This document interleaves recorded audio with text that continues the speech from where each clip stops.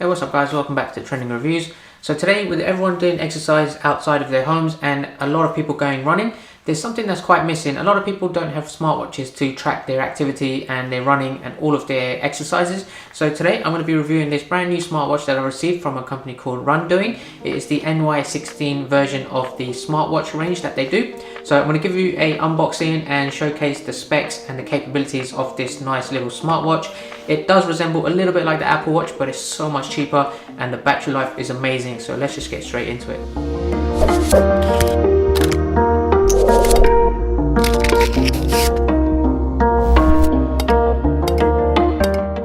Okay, let's go ahead and take a look inside the box. So as you can see, there is the watch itself, and this is the nice soft silicone strap. Let me go ahead and pull this one out. Inside the rest of the box, just quickly show you, you have the user guide and you have the USB charger there with a nice little case that it sits on. And then you also have a screen protector as well, so you can put this on both the back and the front of the screen of the watch. So that's everything that comes in it. Let's go ahead and set this up just to show you the capabilities. So first things first, let's go ahead and put on the strap. There we go. Let's just peel this off and let's turn this on. There you go, it's powering on. You get a nice vibration. And then there you have the main watch face there. You have some activity stats there for your footsteps and your calories burned. That chart in the middle is just part of the face. It's not actually any metrics. You can actually cycle through the different watch faces. So if you scroll down, you can see various different ones here as well. So depending on which one you'd like to use, you have the analog and digital versions there. This one, I guess, is the main one which shows you most stats. So you can keep this one if you'd like. Now, if we swipe to the right, you can see this is the step count. It shows you how many calories and how many steps you've done today. If you cycle through, this is your sleep pattern. This is the power button to turn it off. And if you are going to pair this with your phone with Bluetooth, then this is the settings that you'll see to pair it. Now, as you can see, the timeout of the screen is pretty quick. So what you can do is you can go into settings and then you can change the screen lockup length. Right now it's set to 5 seconds. I will change it to about 15 seconds and then click back. Now this comes with 10 different modes. So you've got things like the walking, running, treadmill, bike, even the elliptical machines and rowing machine and many more. So you can find them under sport. You can see they've all listed here. So whichever one you want to do, it's pretty good that it will cover the majority of your cardio exercises. Now if you go back, press the button again, it takes you back to the home screen. So you'll have to go back again. Now to go back, you keep scrolling up and you'll go to the previous page. It's got a pretty cool feature to find your phone as well, which is quite common these days. If you do lose your phone, then you can select that. And once you've paired it with your Bluetooth, then this will obviously help you locate that. Let's go back again. You also have your heart rate monitor. I haven't got it on my wrist yet, but you can actually calculate your heart rate. If you do blood pressure, you can also check your blood pressure there as well, which is pretty convenient to have. If you scroll up, you also have the most common types of apps as well. You have a stopwatch, a countdown, and you have information here, which is basically any alerts that you get from your phone once you've paired it through Bluetooth. And if you've set up the app as a female, then you can monitor your female cycles on a monthly basis through the app here as well. You also have a music app there. So if you set it up with your phone, then you can set it to use either any type of music app. Most likely it will be Spotify and it will work just fine there.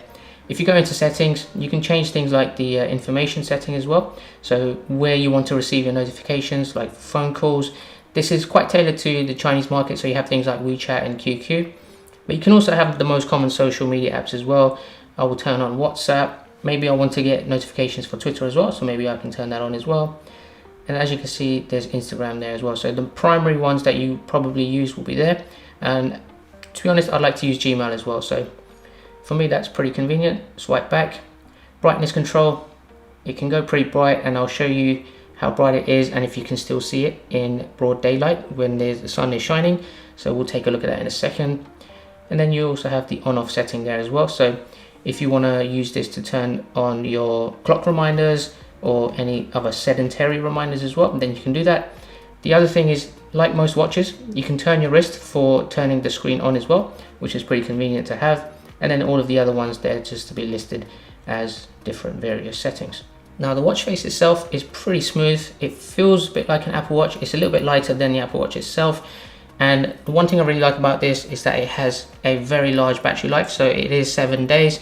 And if you keep it on standby, it can go up to 30 days as well. It takes about 2 hours to charge fully, which I think is an awesome amount of time. So let me go ahead and put this on my wrist. Now the watch itself is IP68 waterproof as well, which means if you do go swimming with this, then it will work absolutely fine. So you can keep the watch on there in that scenario as well. So as you can see, I'll turn it off there, but when I turn my wrist to my face, it turns on, and just like most of the main watches on the market today, it does a great job doing that.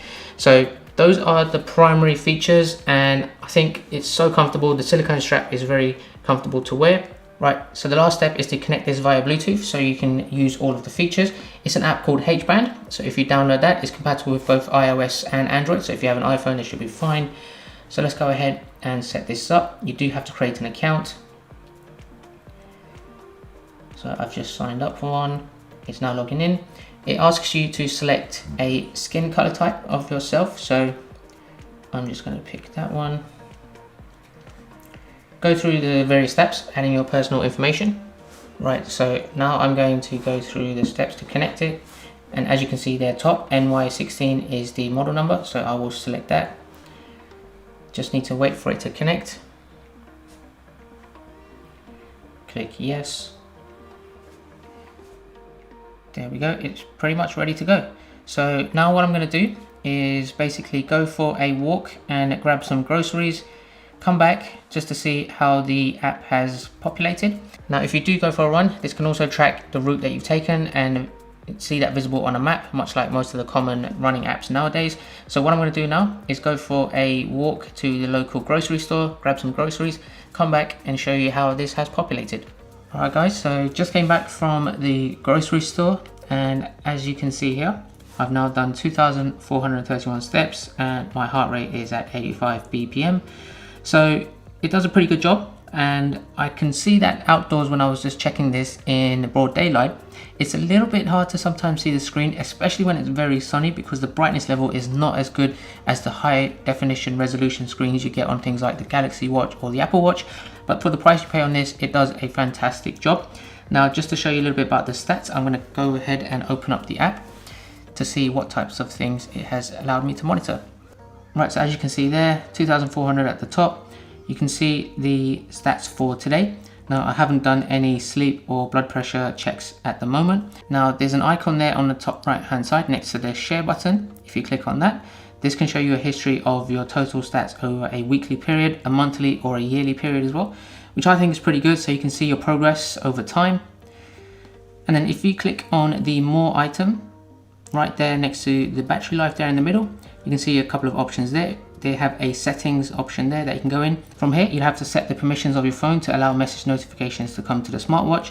So I've enabled this through my Android phone, and now I can get text messages. So here, you can also turn on notifications for various different things.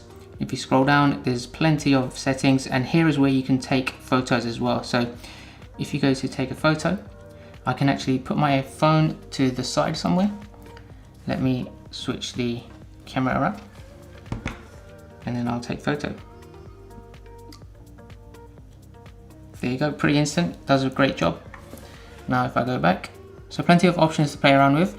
Now just to show you how it's like to get a text message alert on your watch, I will send a quick text message to my sister and see how it appears on the watch. Alright, so I've just sent her a message to say, hi, how are you?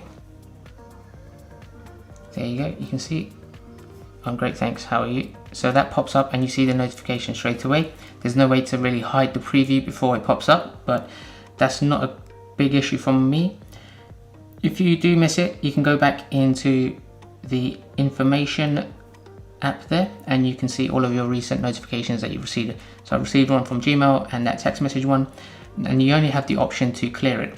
So if I select that, I can read all of the full message. So that's pretty much a basic functionality, but it does the job. It's kind of like a Fitbit as well. It gives you the basic functionality you need for a smartwatch, and it gives you a wide variety of apps to be notified by, and almost all of the most common social media apps as well. So for me, that does a great job. Now the final step is to show you how I would receive phone calls and what would appear on the screen. So I've just asked my sister to give me a call. There you go, you can see there's an incoming call now. You don't have an option to answer it here because this doesn't have an inbuilt microphone, but you can mute it, the watch is vibrating, or you can hang up there. So I can just hang up the call by pressing that and it will tell you you've hung up. So all the common functionality you need from a smartwatch, and I think it's just done a great job, and I will be wearing this going forward, especially going for my run and tracking my fitness activities. Alright guys, so hopefully that review was quite useful for you. I think it's done a great job so far. It's hit my expectations from a watch of this price range. It does come roughly around $50 depending on which country you're purchasing it from. So I will leave all of the links in the description below of where you can buy this on Amazon from both the US and the UK markets, and any other links that are relevant for purchasing this awesome little watch.